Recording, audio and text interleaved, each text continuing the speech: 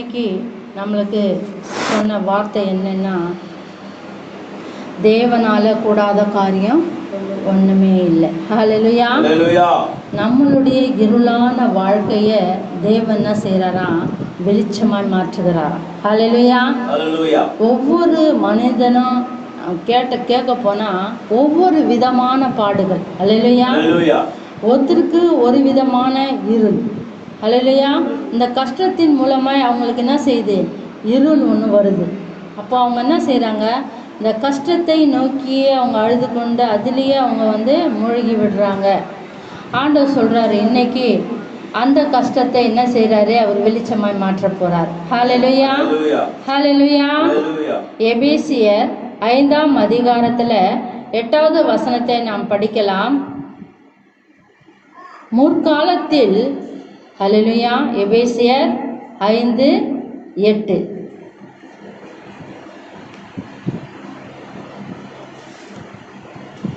எடுத்துட்டிங்களா? ஹல்லேலூயா. 5:8 வசனம். முற்காலத்தில் நீங்கள் அந்தகாரமாய் இருந்தீர்கள், இப்பொழுதோ கர்த்தருக்குள் வெளிச்சமாய் இருக்கிறீர்கள். வெளிச்சத்தின் பிள்ளைகளால் நடந்து கொள்ளுங்கள். ஹல்லேலூயா. இப்போ நம்ம வாழ்க்கையில பல இருளான சோதனைகள் வரலாம். ஹல்லேலூயா.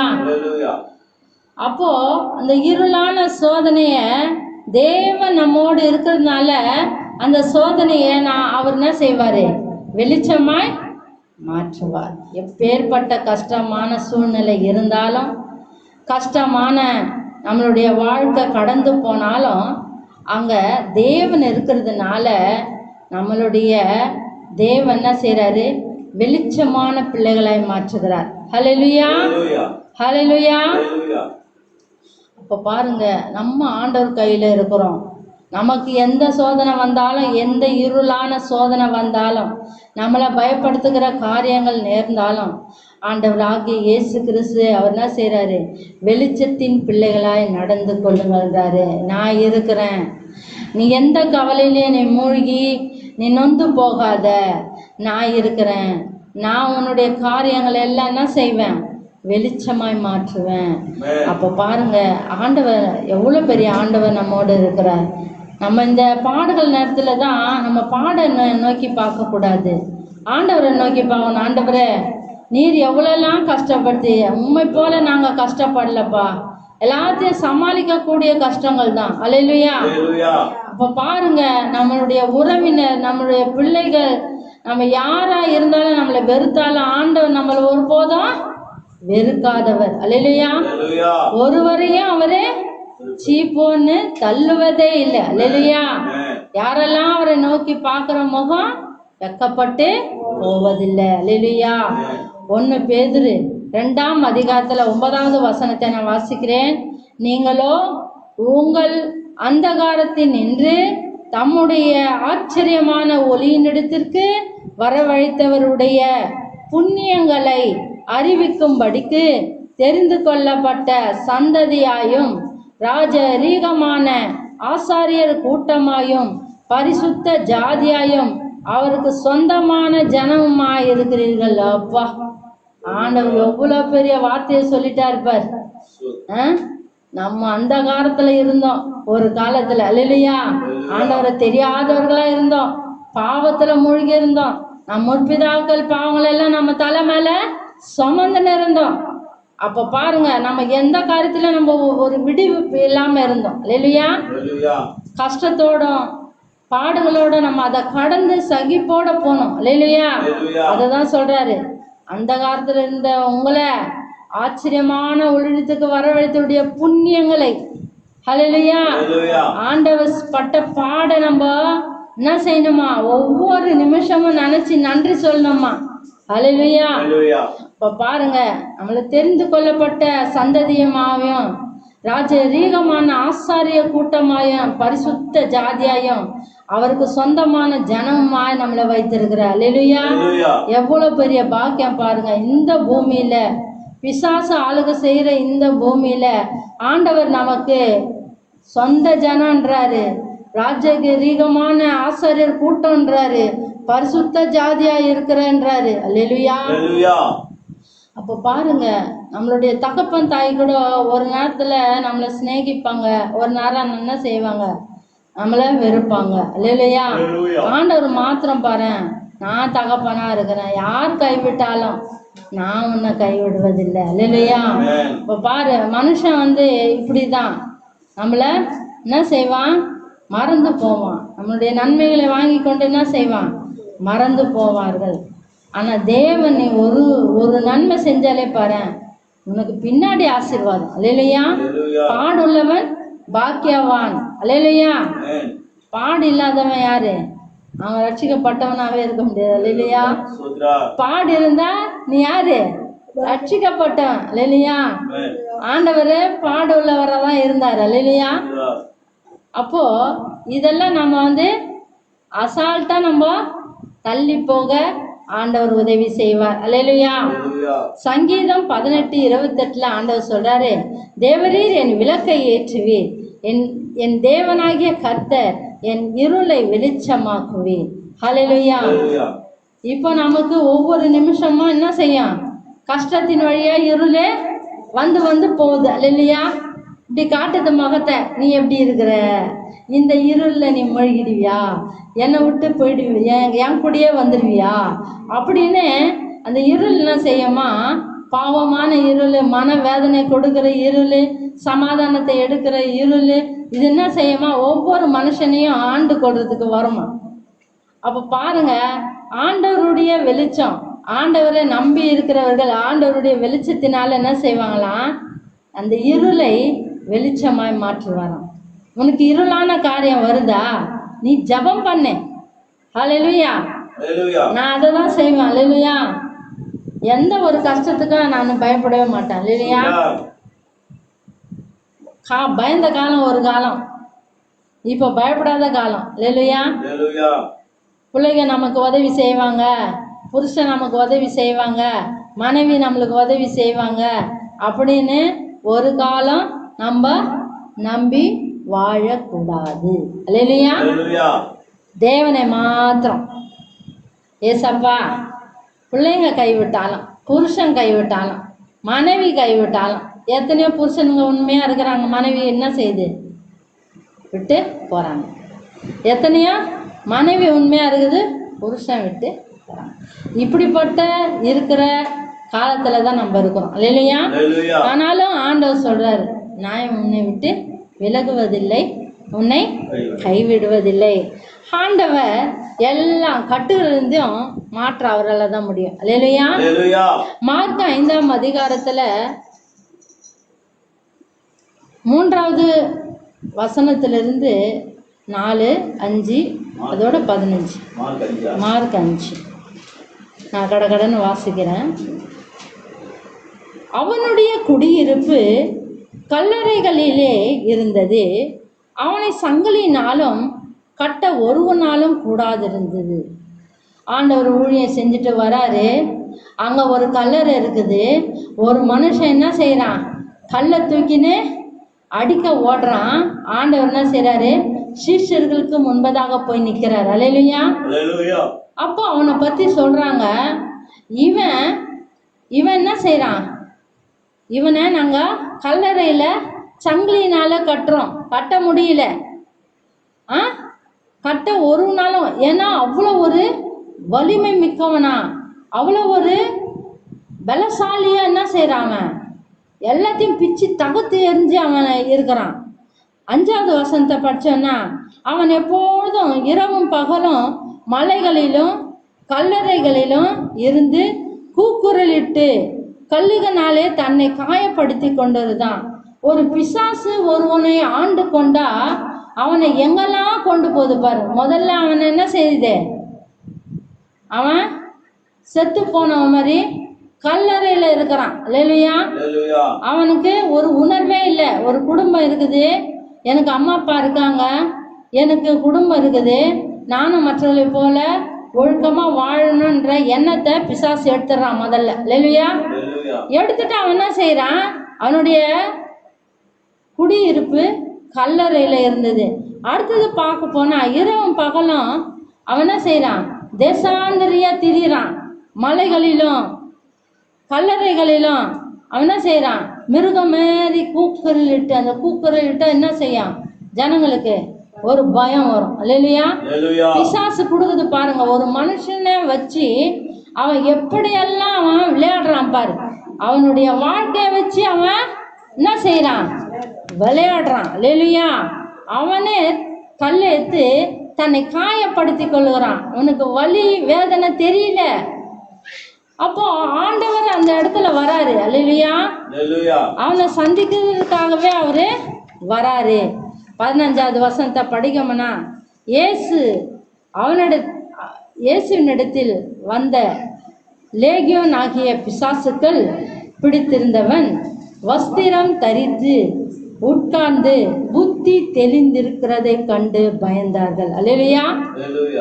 அப்போ பாருங்க, ஒரு மனுஷன் ஆண்டவரிடத்துல வந்து பிசாசினால கட்டப்பட்ட அந்த கட்டுகளை அறுத்து தேவனே அவனுக்கு சுகத்தை கொடுத்திருக்கிறார். பலவித பிசாசு. அந்த பிசாசு பேர் என்ன சொல்றான்? லேகியோன் பிசாசு. நாங்கள் 1-2 பேர்ல பல விதமான பிசாசு. அப்போ ஒரு மனுஷனை ஒரு பேய் பிடிச்சாலே உயிரை வாங்கி எடுத்துரும். பல பிசாசுனா அதனால தான் அவன் என்ன செஞ்சான்?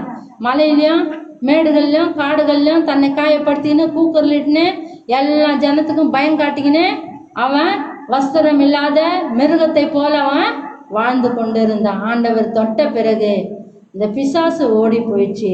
அவன் என்ன செஞ்சான்? மனுஷனை போல அவன் உடைய தரித்து கொண்டு உட்கார்ந்து புத்தி தெளிந்து இருக்கிறதை கண்டு, அப்பதான் அவனுக்கு புத்தி வருது, சுய நினைவு வருது. பிசாசு போன பிறகுதான். அப்போ பாரு, ஒரு மனுஷனை பிசாசு பிடித்தா அவனுடைய எண்ணத்தை அது சாப்பிடுது, அவனுடைய புத்திய மாற்றத்தை கொண்டு வருது, சுயமா சிந்திக்கிறது கிடையாது. அவன் என்ன செய்யறான்? பிசாசு நடத்துக்கிறதான வழியிலே அவன் நடந்து போறான். அல்லேலூயா. ஆண்டவர் அந்த இடத்துல அவனுடைய கட்டுகளை உடைக்கிறார். அல்லேலூயா. கட்டுகளை உடைக்கிறதுக்கு ஆண்டவரால தான் முடியும். பல ஜனங்கள் பல விதமான கட்டுகள்ல மாட்டின்னு இருக்கிறாங்க. அப்போ அந்த கட்டுகளுக்காகலாம் நம்ம ஜெபிக்கணும். அல்லேலூயா. நமக்கு தெரிஞ்ச வரைக்கும் நம்ம ஆண்டவரிடத்துல ஜெபிக்கணும். ஏன்னா நம்மளை ஆண்டவர் அதற்காக தான் நம்மளை தெரிந்து வச்சிருக்கிறார். எந்தெந்த மக்கள் இதுமாரி ஆண்டவரை தேடாத பல கஷ்டத்துக்குள்ள அவங்களே சமாளித்து அவங்களே ஒன்றும் பண்ண முடியாது, அவங்களால ஒன்றும் பண்ண முடியாது. ஆண்டவர் ஒரு கட்டை அவுக்கலைன்னா அவங்கள கட்டை அவிழ்த்துக்க கொள்ள முடியாது. அல்லேலூயா. அது ஆண்டவரால் தான் முடியும்னு சில பேருக்கு தெரியாமல் இருக்கிறது. அவங்க பாடுள்ளவர்களாகவே அவங்க வாழ்க்கையை கடந்து மரித்து போகிறாங்க. அல்லேலூயா. யோவான் 8ஆம் அதிகாரத்தில் 36வது வசனத்தை படிக்கும்னா, ஆகையால் குமாரன் உங்களை விடுதலை ஆக்கினால் மெய்யாகவே விடுதலை ஆவீர்கள். அல்லேலூயா. இயேசு கிறிஸ்து விடுதலை ஆக்கினால் தான் ஒருவனுக்கு விடுதலை. அல்லேலூயா. அப்போ குமாரன் விடுதலை ஆக்கலைன்னா நம்ம எப்படிப்பட்டவர்களா இருந்திருப்போம்? கட்டுண்டவர்களா இருந்திருப்போம், அடிமைத்தனத்துல இருந்திருப்போம், பல பழக்கங்களுக்கு அடிமையா இருந்திருப்போம், பல பாவங்கள் நம்ம என்ன செய்வோம்? செய்து கொண்டே பாவத்தினால உழன்று கொண்டு இருப்போம். பல பிரச்சனைகள் நமக்கு வரும். நம்ம குடும்பம் அவதிப்படும், நம்மளால நம்ம பிள்ளைகள் தாறுமாறா போவாங்க. அப்போ இப்படிப்பட்ட கட்டுகளிலிருந்தே குமாரன் உங்களை விடுதலை ஆக்காவிட்டா நம்ம விடுதலையே ஆக முடியாது. அல்லேலூயா. அதனால தான் ஆண்டவர் சொல்றாரு, குமாரன் உங்களை விடுதலை ஆக்கினால் மெய்யாகவே விடுதலை. அல்லேலூயா. இப்போ ஆண்டவர் நமக்கு ஒவ்வொரு நிமிஷமும் கற்றுக் கொடுக்கிறவரா இருக்கிறார். உன் கண்ணீரை களிப்பாய் மாற்றுவார். பாரு, இப்போ இந்த லேகியோன் என்றவனை என்ன செய்யறான்? அவருடைய பாடுகள் இருந்த தேவன் அவனை விடுவிக்கிறார். அவன் களிப்பான ஒரு வாழ்க்கைக்குள்ள மாறுகிறான். அல்லேலூயா. அவனுடைய சொந்த பந்தத்தை பார்த்திருப்பான், அவனுடைய மனைவி பிள்ளைகளை பார்த்திருப்பான், அவனுடைய வீடு வாசலை பார்த்திருப்பான். மற்றவர்களை போல நானும் வாழ முடியும்னு களிப்பாய் அவனுடைய வாழ்க்கையை மாற்றினார். அல்லேலூயா. சங்கீதம் 30வது அதிகாரத்துல 5வது வசனத்தை நாம் படிச்சோம்னா, அவருடைய கோபம் ஒரு நிமிஷம், அவருடைய தயவோ நீடிய வாழ்வு. சாயங்காலத்தில் அழுகை தங்கும், விடியற் காலத்திலே களிப்பு உண்டாகும். தேவனுடைய பிள்ளைகளுக்கு ஆண்டவர் சொல்றது, அவருடைய கோபம் ஒரு நிமிஷம். நாம் சின்ன சின்ன தவறு செய்யும் போது ஆண்டவர் நம்மளை என்ன செய்யறாரு? அப்படி ஒரு சின்ன தட்டுறதுக்கே நம்ம என்ன செய்யறோம், ஆடி போயிடுறோம். ஆண்டவரே தப்புப்பா, நான் பண்ணது தப்பு, சரணடை. அப்போ அவர் பாதத்துல ஒரு ஆண்டவரே நான் செய்த தப்பெல்லாம் மன்னிப்பா, அறியாத தெரியாத பாவத்தை எல்லாம் மன்னிப்பா, என்னை தூக்கி நிறுத்துற தேவனே உமக்கு நன்றி செலுத்துகிறேன்ப்பா அப்படின்னு நம்ம கேட்கும்போது அவருடைய கோபம் ஒரு நிமிஷமாய் மாறுகிறது. அல்லேலூயா. அவருடைய தயவோ நீடிய வாழ்வான்.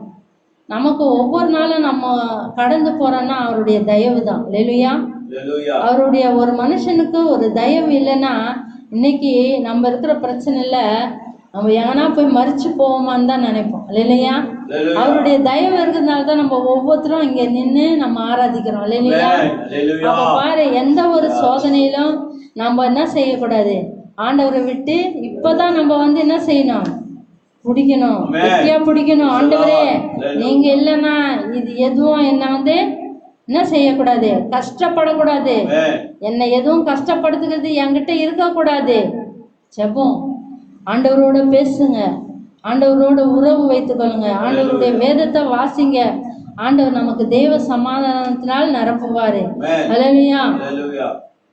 1 சாமுவேல் 7ஆம் அதிகாரத்துல 2வது வசனத்தை நான் படிக்கிறேன். பெட்டி கிலியாத்தாரில் மேலே அநேக நாள் தங்கியிருந்தது. 20 வருஷம் அங்கேயே இருந்தது. இஸ்ரவேல் குடும்பத்தார் எல்லோரும் கர்த்தரை நினைத்து புலம்பிக் கொண்டிருந்தார்கள். ஹல்லேலூயா.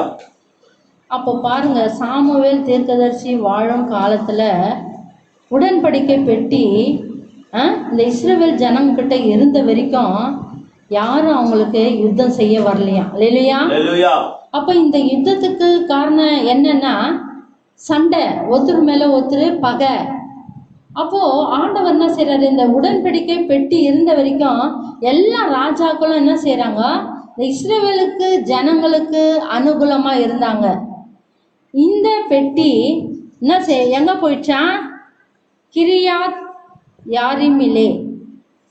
யாரிமிலே அநேக நாள் தங்கி இருந்தது.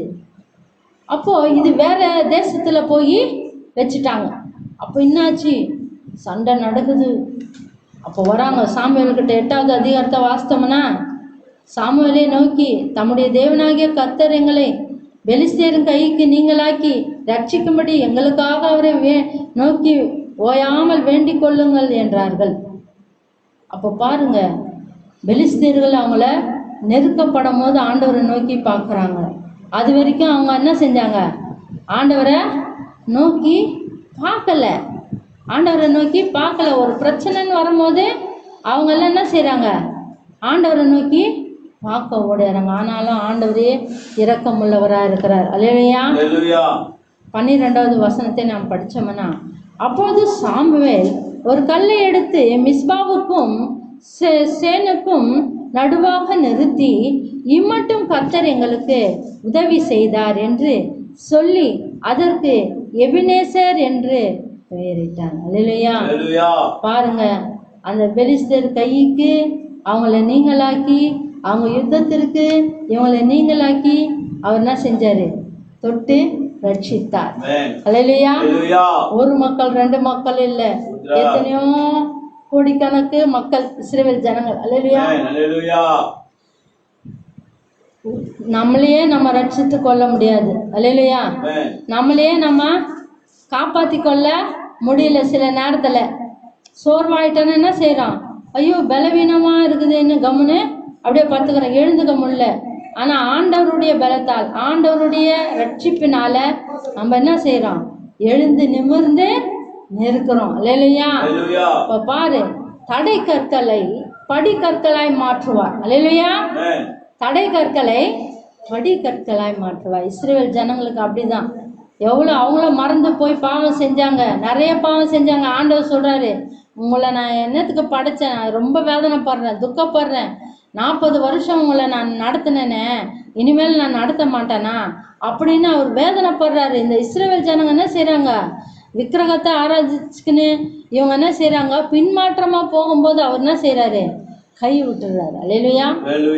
அப்போ தேவனுக்கு பிரியம் இல்லாத காரியத்தை நம்ம செய்யும் போது ஆண்டவர் கையை நம்மளை விட்டு விலகுது. அல்லேலூயா. அப்ப அவங்க என்ன செய்யறாங்க? பல கஷ்டத்துக்குள்ள அடிமையா இழுத்துன்னு போறாங்க. அல்லேலூயா. அடிமையா இழுத்துன்னு போறாங்க. அடிமைன்னா என்ன தெரியுமா? ஒரு மனுஷனுக்கு தலை நிமிராதபடி தன் கைகளை கட்டி கொண்டு, அவங்க வஸ்திரம் எதுனா இந்த இடுப்புல கட்டிக்கின்னு அவங்க என்ன செய்யணும்? இப்படி குனிந்த மாதிரியே அவங்க போகணும். அல்லேலூயா. இப்போ ஆண்டவர் பாருங்க, ஆண்டவர் இல்லாத வாழ்க்கை ஒரு அடிமை தனத்துல கொண்டு தரன்னு செருப்பு இல்லாத ஒன்றும் இல்லாத இழுத்துன்னு போனா எப்படி இருக்கும் ஒவ்வொரு ஜனத்தையும்?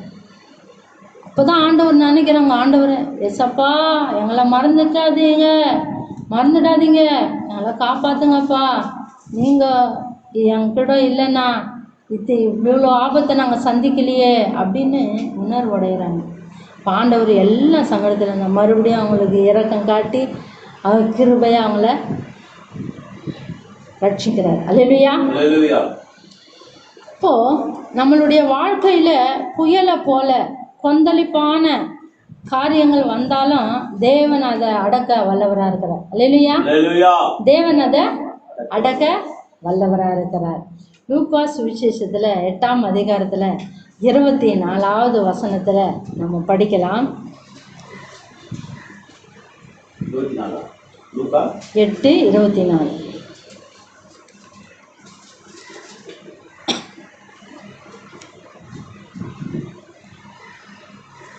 அவர்கள் அவரிடத்தில் வந்து, ஐயரே ஐயரே, மடிந்து போகிறோம் என்று அவரை எழுப்பினார்கள்.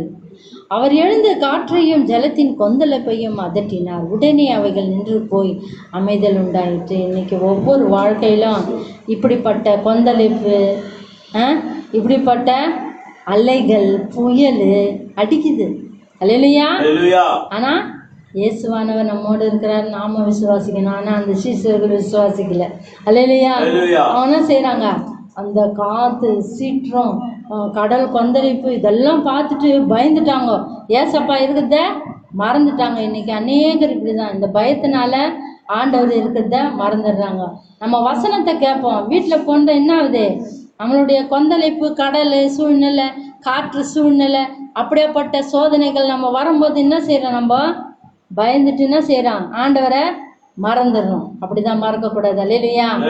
ஆண்டவர் பாருங்க, கூப்பிட்ட உடனே அவர் என்ன செய்யறாரு? எழுந்து இந்த காற்றையும், முதல்ல ஏன் உங்களுக்கு விசுவாசம் இல்லாமல் போயிட்டுன்றாரு. முதல்ல என்ன சொல்றாரு? நான் இருக்கிறேன்னு, ஏன் உங்களுக்கு விசுவாசம் இல்லை?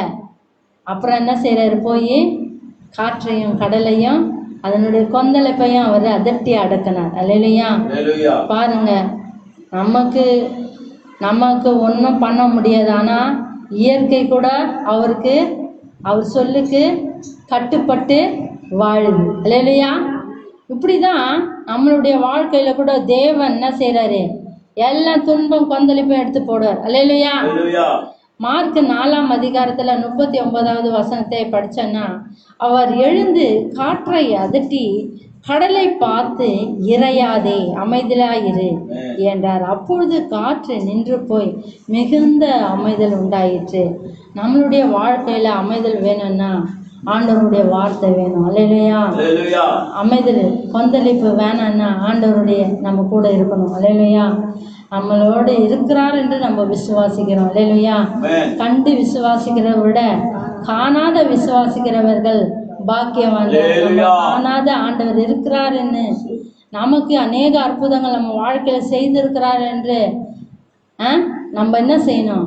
நினைக்கணும், விசுவாசிக்கணும். அப்போ பாரு, நம்மளுடைய வாழ்க்கையை திருப்பி போட அவரால் கூடும். அல்லேலூயா. நம்ம கண்களை மூடுவோம். ஆண்டவர் எல்லாம் கட்டிலிருந்து விடுதலையாக்கணும். புயல் போல, காற்றை போல கொந்தளிப்பு வந்தாலும் என் இயேசு கிறிஸ்து அதை அதமாக்க அவர் வல்லவராக இருக்கிறார். எல்லா சமாதானத்தையும் அமைதியிலையும் உண்டாக்கக்கூடிய வல்லமை அவரிடத்துல உண்டு. நம் கண்களை மூடி ஜெபிப்போம். அல்லேலூயா. அல்லேலூயா. ஒரு நேரமாக தேவனுடைய வார்த்தை நாம் கேட்டோம். நம்முடைய வாழ்க்கை அந்த கடலில் படகை போல நம்முடைய வாழ்க்கை தத்தளித்து கொண்டிருக்கிறது. ஆனாலும் தேவனை விசுவாசிக்கிறவர்கள் இந்த காற்று எல்லாவற்றையும் ஆண்டவர் நமக்கு இப்படி சூழ்நிலைகள் எல்லாவற்றையும் மாற்றுவார். நம் கண்களை மூடி செபிக்கலாம். காலங்களில தேவன் இவ்வளவு நேரம் நம்மளோடு அவர் பேசினார். நமக்காக பேசினார். நம்முடைய வாழ்க்கையை மாற்றும்படியாய் பேசினார். அவருடைய வார்த்தையின் மேல் நாம் விசுவாசத்தோடு நம்ம வாழ வேண்டும் என்று பேசினார். அந்த வார்த்தையை நாம் விட்டுவிடக்கூடாது. இந்த வைராக்கியத்தை நம்ம விட்டுவிடக்கூடாது. அவர் மேல வைத்திருக்கிற அன்பை நம்ம விட்டுவிடக்கூடாது. விசுவாசத்தை நம்ம விட்டுவிடக்கூடாது. பிசாசு எப்படியாவது நம்மளை என்ன பண்ணலாம், பலவீனமாய் மாற்ற நம்முடைய எண்ணங்களை வைப்பான். ஆனாலும் தேவன் அவைகள் எல்லாவற்றிலும் நமக்கு ஜெயம் கொடுக்கிறவரா இருக்கிறார். அல்லேலூயா. ஆண்டவரே, இந்த காலை வேளையில கர்த்தாவே உடைய பாதபடியிலே நாங்கள் வருகிறவராச்சா. ஆண்டவரே, இவ்வளவு நேரமாக எங்களுக்கு உங்களுடைய வசனத்தின் மூலமாக உடைய வார்த்தையின் மூலமாக எங்களை பலப்படுத்தினேன். எங்களுடைய இதயங்கள் எல்லாம் ஆண்டவரே பலவீனமாய் அடைந்தது கர்த்தா. ஆண்டவரே, எங்களுடைய தேவைகளை எல்லாவற்றையும் நாங்கள் குறைவுள்ளவர்களாக இருக்கிறோம். ஆனாலும் நீர் எல்லாவற்றிலும் எங்களுக்கு நிறைவாய் மாற்றி எங்களுக்கு ஒரு நல்ல ஒரு சமாதானத்தையும் ஆண்டவரே நீ கொடுத்ததுக்காக உனக்கு நன்றி செலுத்துகிறோம். ஆண்டவரே, வந்த ஜனங்களை அப்பா நீ அறிவீரையா. உடைய இருதயங்களில் இருக்கிற பாரங்களை நீ அறிவீரா. ஆண்டவர் வேதனைகளை அறிவீராச்சா. ஆண்டவரே, எல்லாவற்றிலும் எனக்கு ஒரு சமாதானம் கிடைக்குமா என்று உம்முடைய நாமத்தை தேடி வந்த உங்களுடைய பிள்ளைகளுக்கு அப்பா நீ கடந்து போகும்போது ஒரு நல்ல சமாதானத்தை தந்து சந்தோஷத்தை தந்து கொடுப்பீர் என்று நாங்கள் விசுவாசிக்கிறப்பா. ஒருவரையும் ஆண்டவர் நீ வெறுக்குவர் அல்லப்பா. எல்லாரும் நீ நேசிப்பவர் அப்பா. ஆண்டவரே, உடைய நேசிப்பை எங்கள் மேல் எப்போதும் எங்களை ஆண்டவரே உடைய கண்களால் எங்களை பார்த்து ஆண்டவரே நீ எங்களுக்கு காரியங்களை எல்லாவற்றிலும் ஜெயமாய் மாற்றுகிற தேவன் ஆண்டவர் அப்பா. நாங்கள் விசுவாசிக்கிறோம் ஆண்டவரே, வந்தவர்கள் திரும்பியாய் போகாதபடி நீர் ஆசீர்வாதத்தோடு திரும்பி போகும்படியாய் செய்வதற்காக உமக்கு நன்றி செலுத்துகிறோம். எல்லா விண்ணப்பங்களையும் பாதபடியில் இருக்கிற ஐயா.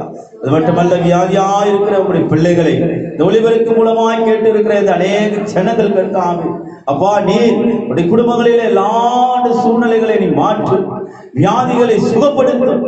வியாதினால் எனக்கு ஒருவரை பார்க்க முடியவில்லை, என்னை நேசிப்பவர்கள் இல்லையே, இந்த வியாதி என்னை விட்டு எப்போது விலகும் என்று சொல்லி உடைய பிள்ளைகள் ஆண்டவரே அப்பா, அவர்கள் எல்லாருக்கும் நீர் ஆண்டவரே ஆண்டவரே சுகத்தை தந்து நான் இருக்கிறேன் என்ற உடைய வார்த்தை அவர்கள் பெற்றுக்கொள்ளும்படியாய் நீ உதவி செய்யும். நீ அவர்களை ரட்சியும். இந்த இடத்துல இருக்கிற குடும்பங்கள் எல்லாரும் நீ ரட்சியும் ஆண்டவர். உடைய வார்த்தையை அறிந்து கொள்ளும்படியாய் தேவனுடைய அன்பு என்று ருசித்து பார்க்கும்படியாய் நீ உதவி செய்வீராக. தாராதனை ஆசீர்வதி பலப்படுத்தும் பெரிய காரியம் செய்வீராக. துதி கனமகிமெல்லாம் எடுக்கிற மீட்பராகிய இயேசு நல்ல பிதாவே, ஆமென். என் ஆத்துமாவே கர்த்தரை ஸ்தோத்திரி, என் முழுமே பரிசுத்த நாமத்தை ஸ்தோத்திரி. என் ஆத்துமாவே கர்த்தரை ஸ்தோத்திரி, கர்த்தர் செய்த சகல உபகாரங்களை மறவாதே. ஆமென், ஆமென். கர்த்தராகிய இயேசு கிறிஸ்துவினுடைய கிருபையும் தாவின் தேவனுடைய அன்பும் பரிசுத்த ஆவியானவருடைய ஐக்கியமும் தேவன் வருகை மட்டும் உங்களோடு எங்களோடு எப்போது நிலைத்திருப்பதாக. ஆமென், ஆமென். God bless you. Hallelujah.